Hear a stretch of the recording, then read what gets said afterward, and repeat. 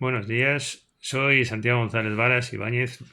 Vamos a hablar de Lucrecio, que vivió entre el año 99 y el 55 a.C., y en concreto de su libro de la naturaleza de las cosas. Este es un libro realmente singular, es un libro tremendo por muchas cosas, por su extensión, entre otras cosas. Es impresionante, admirable, cómo un poeta, porque es un libro en poesía, puede realizar una obra tan magna sobre un tema tan curioso como es la naturaleza de las cosas, la ciencia. Es decir, este no es un poema al uso, ¿no? Diríamos, son poemas a la ciencia, una cosa sorprendente. Quiere explicar el origen de las cosas, la naturaleza de las cosas, qué hay en la realidad, al margen de cosas más cuestionables como la religión. Es por tanto una especie de exaltación a la ciencia basándose en Epicuro. Es su gran admirado. Este es un filósofo dentro de esas tendencias de Epicuro, claramente. Incluso hay bastantes elogios, invocaciones a este filósofo del que se considera seguidor. Por tanto, de manera un tanto singular, son poesías al atomismo, ¿no? El atomismo es el pensamiento central de Epicuro. Todos son átomos, todos somos átomos, no hay más que materia y vacío. Esta explicación de la relación entre materia y vacío ocupa muy buena parte de los poemas de este gran Lucrecio. Y bueno, ya sabemos también que Epicuro propugnaba también el placer, un placer muy concreto, no es un placer como diríamos a lo Houellebecq, en sentido de lo que criticaba este autor francés, ¿no? Es un placer ahí desmedido, sin racionalidad, un placer estúpido. No, no es el placer epicúreo, es precisamente lo opuesto, es un placer filosófico, sereno, que nos da tranquilidad, conectado con la sabiduría. Este es el concepto de placer que aquí se maneja, pero es verdad que yo pensaba que este libro de Epicuro iba a aportar más sobre el placer y menos sobre los átomos, precisamente porque yo entiendo que lo placentero está más relacionado con lo poético que el otro tema de los átomos, que me parece un poco seco, ¿no? Como para tema de unos poemas. Sin embargo, no es así. Es decir, aquí del placer encontramos poco, pero hay referencias indudablemente. Voy a leer después de toda esta magna obra. Creo que voy a seleccionar al final, sin perjuicio de otros textos y alusiones, una parte referida a la música, que me ha gustado mucho, cómo nos describe el origen de la música, Lucrecio. Pero como digo, no es la parte central. La parte central es los átomos y su relación con el vacío, el movimiento, para explicar cómo son las cosas, lejos de la religión. Este es otro de los puntos importantes. A lo largo de la obra hay muchas refutaciones. También se refuta a Anaxágoras, a Heráclito, diciendo que cómo van a venir las cosas del fuego si después no todas tienen esa sustancia. Pues si vienen del fuego solo habría variantes de fuego. Eso es lo que le dice Lucrecio a Heráclito. Es decir, que no solo refuta lo religioso, pero es verdad que la mayor parte del libro se ocupa de refutar a la religión en cuanto tal, ¿no? Porque más bien todos son átomos y de lo que se trata es de liberar al hombre de del miedo, del terror a la muerte. Y Lucrecio también desarrolla muchas páginas sobre esta necesidad de superar el miedo a la muerte y, y por tanto pues no se precisarían las religiones, porque las claves están más bien en estos otros principios. Están las claves desde luego en el atomismo, en el materialismo. Recordemos que todo esto conecta también posteriormente con Marx, ¿no? La tesis doctoral de Marx, un librito muy pequeño, si tendremos ocasión lo reseñaremos también en estos programas que hacemos, pues era del materialismo, ¿no? En Demócrito, etcétera. Yo manejo esta edición de folio dedicada a la filosofía, y la traducción la ha hecho el abate Marchena, es una traducción conocida, famosa, y todas estas poesías cultivan el hexámetro. Tiene que ser tremendo, como decía al comienzo de este vídeo, oír esto en latín, ¿no?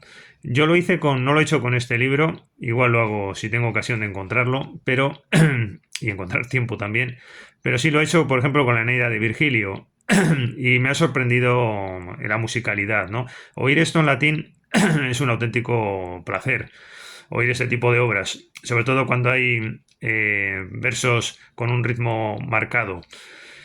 Y, y bueno, pues aquí también es destacable de esta edición un resumen que se hace de cada parte, de cada capítulo, y la verdad es que auxilia también, aunque el libro se sigue muy bien, tiene también contenidos poéticos, diríamos.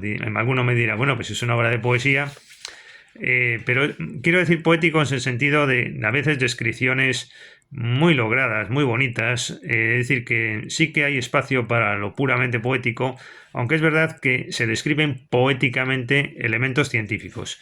Y en la última parte del libro, pues vienen a ser incluso, yo diría, algún autor ha dicho que desmerece el final. Yo no creo que sea tanto así, porque yo creo que lo que hace Lucrecio al final es poner en práctica sus teorías desarrollando un método que puede extrapolarse a otras situaciones.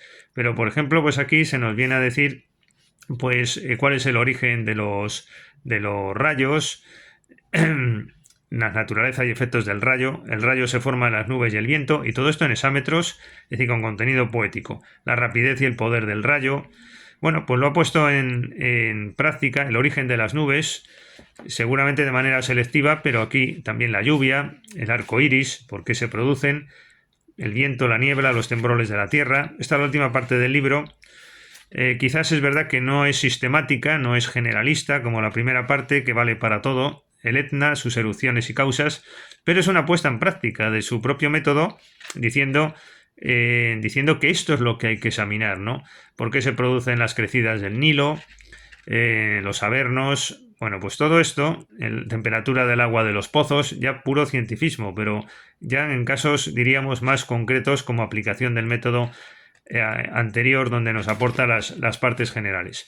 Bueno, el libro en realidad comienza con una invocación a Venus. La verdad es que esto no deja de ser un poco chocante, un poco gracioso o irónico, porque el libro está dedicado a poner de manifiesto que la religión y los dioses no deben ocupar el papel que ocupan en la realidad, porque vienen a ser fantasías y en realidad pues las cosas tienen otra naturaleza y otra dinámica, y el punto de partida debe ser otro precisamente y no la religión. Sin embargo, aquí el punto de partida es la invocación a Venus. No deja de ser un poquito graciosa, ¿no? Esta invocación se hace, ya lo adelanto, queriendo un poco apaciguar ánimos, queriendo un poco templar los discursos, poner en situación el discurso posterior.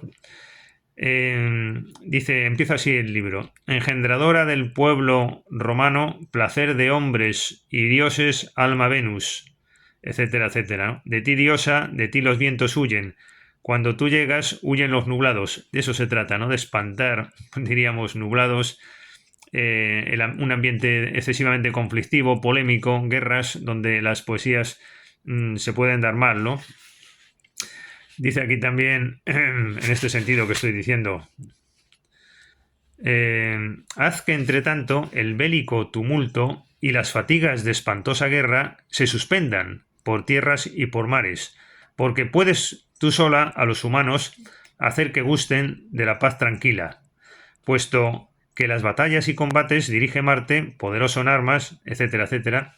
Y aquí me gusta mucho esto, como termina este poema. Primero dice, porque no puedo consagrarme al canto entre las guerras de la patria mía. Claro, cuando hay tanta guerra, pues no es compatible la poesía. Esto nos recuerda aquel dicho tan famoso, ¿no? De que cómo hacer poesía después de Auschwitz, ¿no? Bueno, pues esto viene a decirnos ya Lucrecio mucho antes, ¿no? Es precursor de muchas cosas, es precursor de Lucrecio de todas las corrientes cientifistas, positivistas, diríamos, incluso también de todo ese mundo que se sitúa queriendo superar el afán religioso de los humanos, ¿no?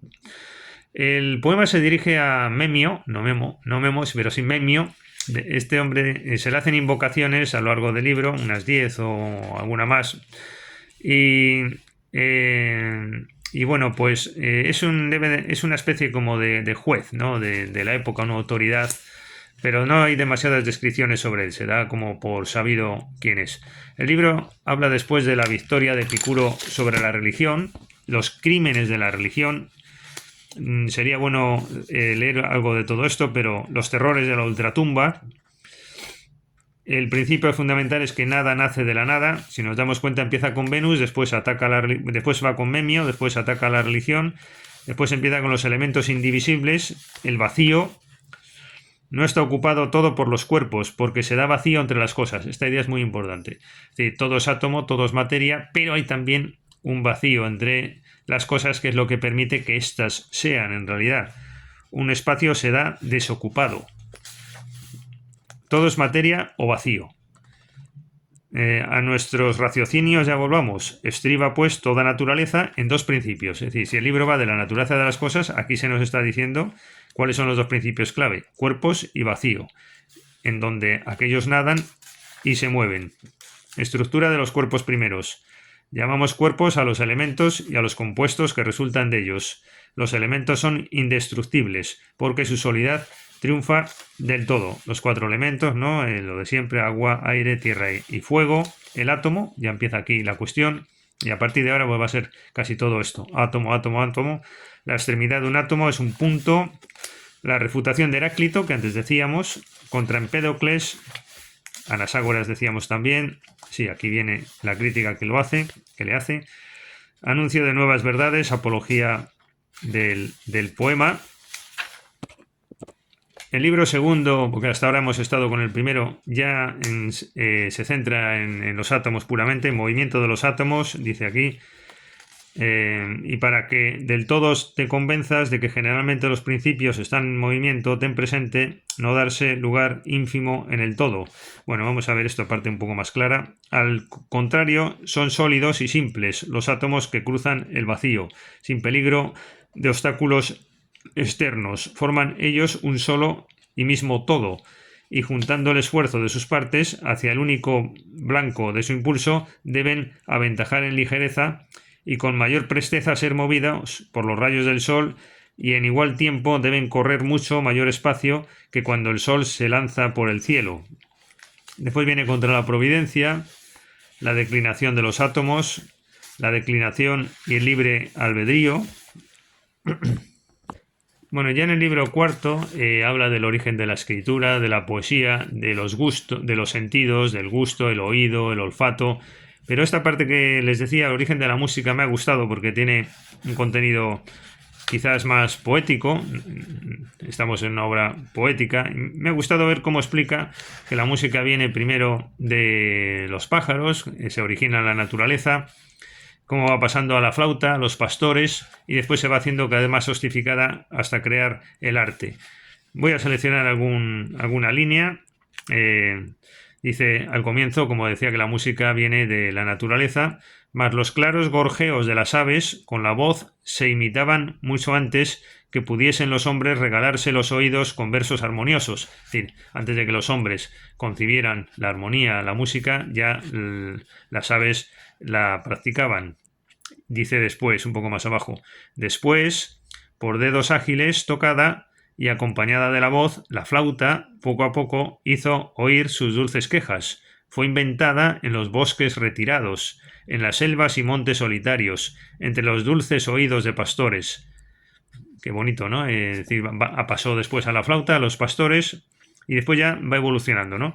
Lentamente va el tiempo de este modo, sacando a la luz las artes diferentes, y el ingenio las va perfeccionando. Suavizaban las penas de la vida. Esto es muy, muy de la música. Yo creo que Lucrecio aquí se ha inspirado en los pitagóricos, en lo órfico, en la concepción griega por antonomasia de suavizar las penas de la vida, servir de consuelo, bueno, etcétera, etcétera. Y después termina este poema con una estrofa que es un poco sorprendente, porque es que aquí se combina muchas cosas, ¿no? Yo creo que aquí hasta cosas de medio de Schopenhauer, es por fin aquí se contiene referencia al placer y una reflexión sobre el hombre, cómo se afana en deseos inútiles, en cosas que no deberían ser las principales. Y bueno, concretamente dice así Lucrecio. Así, en vano, esto todo en el poema de la música. Va evolucionando, después aquí va diciendo que cada vez se hace más sofisticado, va superando determinadas cosas elementales, pero la última reflexión ya no es musical, es otra cosa distinta que se introduce aquí, concluyendo este poema, que es: así en vano se afana el hombre siempre, y de continuo se atormenta en vano. Y en cuidados superfluos gasta el tiempo. En cuidados superfluos gasta el tiempo. Esta era la idea. Porque no conoce límite al deseo. El tema del deseo, no conoce límite al deseo. Y porque no conoce hasta qué punto el placer verdadero va creciendo. Esto es lo que decía antes de la concepción del placer, del epicurismo. Y esto es lo que ha alcanzado poco a poco entre borrascas a la humana vida, y ha movido unas guerras tan crueles para arruinar la sociedad entera. Bueno, después también viene el origen de la poesía, pero me ha gustado esa parte del origen y evolución y creación de la música en el contexto de la naturaleza de las cosas. Pues por lo menos el propósito creo que lo hemos cumplido, llevamos 16 minutos.